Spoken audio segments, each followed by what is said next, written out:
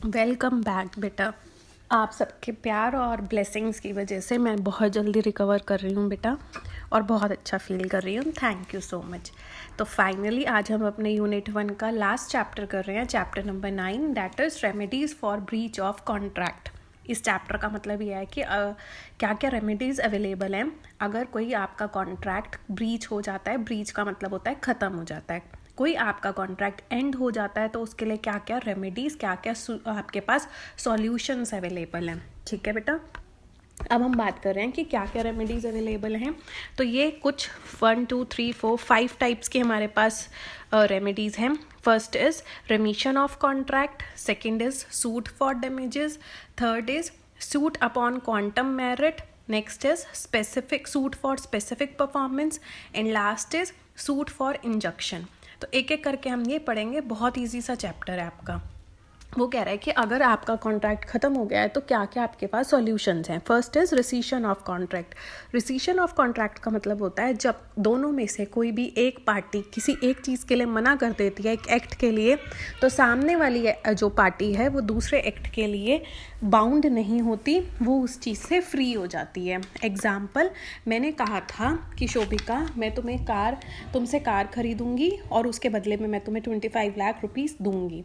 तो तुम मुझे कहते हो कि ठीक है, हम दोनों का कॉन्ट्रैक्ट हो जाता है, मैंने तुम्हें 25 लाख रुपीस नहीं दिए। ठीक है, तो ऑब्वियस सी बात है, मैंने ब्रीच ऑफ कॉन्ट्रैक्ट किया। क्या यहाँ पर शोभिका मुझे कार देगी? नहीं। Automatically this contract is breached और रिसीशन हो गया है कॉन्ट्रैक्ट का। तो यहाँ पर शोभिका ने जो मुझे कार देनी थी, now she is not responsible to give me the car. Clear? Next point है इसके अंदर suit for damages. Suit for damages का मतलब है केस। बेटा, सूट का मतलब होता है केस करना। अगर आपको कोई डैमेजेस हुए हैं उस कॉन्ट्रैक्ट की वजह से, तो उस डैमेजेस के लिए आप दूसरी पार्टी के ऊपर केस कर सकते हो।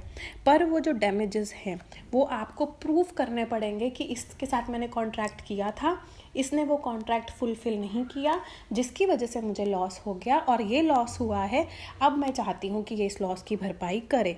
तो यहाँ पर आपको वो क्लियर करना पड़ेगा कि क्या आपको डैमेजेस हुए। तो इसी में ही आपका है टाइप्स ऑफ डैमेजेस। किस किस तरीके के डैमेजेस होते हैं। First is ordinary damages. Ordinary damages की जो नॉर्मल नेचुरल डैमेज अक्कर होते हैं कॉन्ट्रैक्ट के ख़त्म होने की वजह से, आपको मतलब कोई स्पेशल सर्कमस्टांस नहीं है, नॉर्मल जो आपने कॉन्ट्रैक्ट में पूरा अग्रीमेंट बनवाया, आपने अपना टाइम लगाया, आपने उसको खाना पीना खिलाया, कुछ आपने उसको बयाना दे दिया था प्रॉपर्टी के ऊपर, कुछ अमाउंट आप दे चुके थे, तो जो ये नॉमिनल से खर्चे हैं ये आपको रिफंड हो जाएंगे। स्पेशल डैमेजेस होते हैं बेटा, जैसे कि आपने अपनी टैक्सी रिपेयर करने के लिए दी थी और आपने वहाँ मेंशन किया था कि अगर तूने 2 दिन बाद मुझे मेरी टैक्सी नहीं दी तो मेरा डेली बेसिस पे 800 रुपये का नुकसान होगा। उसके बाद भी आपको टैक्सी नहीं मिली, तो यहाँ पर जो आपको नुकसान हुआ है 800 रुपीज़ पर डे का, वो आप क्लेम कर सकते हो। These are the special damages.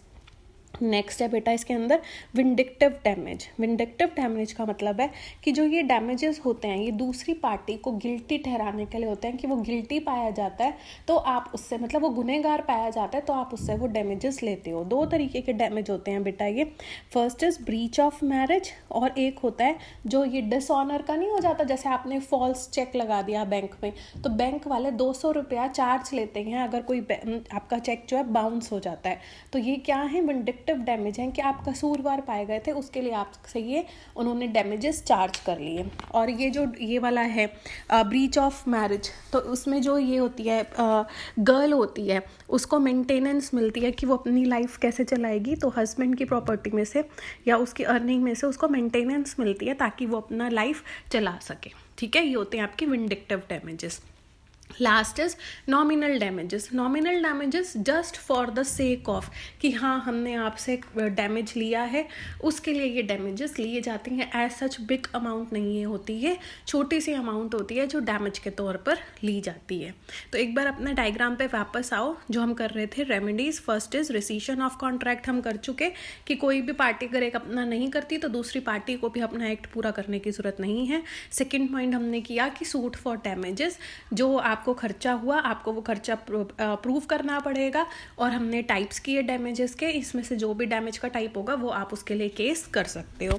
Next is बेटा अभी भी मैं थक जाती हूँ बोलते हुए, तो सांस चढ़ता है, ये प्रॉब्लम हो रहा है अभी। चलो कंटिन्यू करते हैं। Next is suit upon quantum merit. Quantum merit का मतलब होता है एज मच एज अर्नड।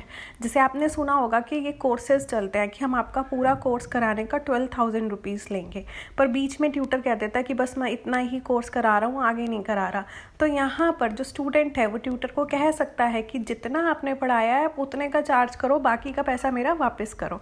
या इसको दूसरे फॉर्म में भी हम पढ़ सकते हैं कि ट्यूटर स्टूडेंट को कह सकता है जितना सिलेबस तेरा हो गया है उतने की तो फीस मुझे दे। तो quantum meruit is as much as earned, जितना मैंने किया है उतने के मुझे पैसे दिए जाए।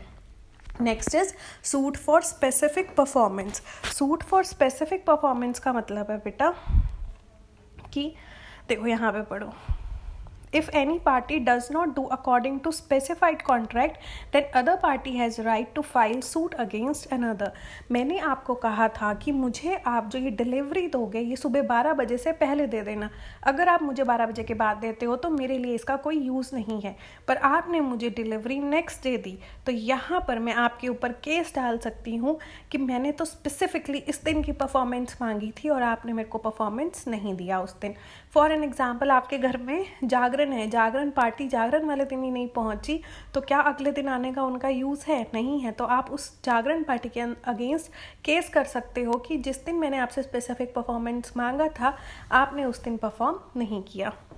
Next is suit for injunction. बेटा इंजक्शन का मतलब होता है जहाँ पर कोर्ट इंटरफेयर करती है, कोर्ट ऑर्डर देती है कि अब ये प्रोसेसिंग को, इस जितना जो ये कॉन्ट्रैक्ट है इसको यहीं पर रोक दिया जाए, इज सूट फॉर इंजक्शन। इसमें आप क्या करते हो, फॉर एन एग्जाम्पल बी है, बी से आपने कॉन्ट्रैक्ट किया था कि तू मेरे लिए ही परफॉर्म करेगा और किसी के लिए परफॉर्म नहीं करेगा, पर बी ए को चीट कर देता है और वो सी के साथ भी कॉन्ट्रैक्ट कर लेता है। तो यहाँ पर जो ए है वो कोर्ट के पास जा सकता है और कह सकता है कि जो ये बी उसके फंक्शन में भी गाने वाला है, आप प्लीज़ उसके ऊपर रोक लगाइए। स्टे ऑर्डर सुने आपने, स्टे ऑर्डर्स मिल जाते हैं, स्टे लगाइए कि ये वहाँ पर ना गाए क्योंकि इसने तो मेरे साथ गाने का कॉन्ट्रैक्ट किया था। तो जब कोर्ट इंटरफेयर करती है दैट इज इंजक्शन। क्लियर हो गया? तो आज हमने ये 5 टाइप्स के रेमेडीज़ पढ़ी हैं। Recession of contract, suit for damages, suit upon quantum merit. Quantum merit का मतलब होता है जितना अर्न किया। सूट फॉर स्पेसिफिक परफॉर्मेंस कि मैंने तो ऐसी परफॉर्मेंस मांगी थी, आपने ऐसा नहीं किया तो हमारा कॉन्ट्रैक्ट ख़त्म माना जाता है और इसके लिए तो मुझे पे करोगे। सूट फॉर इंजक्शन जहाँ पर कोर्ट ऑर्डर दे देता है कि दूसरी पार्टी अब वो आगे कॉन्ट्रैक्ट परफॉर्म नहीं करेगी। ठीक है, बहुत इजी सा चैप्टर था। आई होप आपको समझ आया हो। प्लीज़ कमेंट बॉक्स में लिखना अगर किसी को कोई प्रॉब्लम हो, समझ आया हो तो लाइक करना धड़ाधड़ से, ताकि मुझे पता चले कि समझ आ रहा है। ठीक है बेटा, टेक केयर, स्टे सेफ।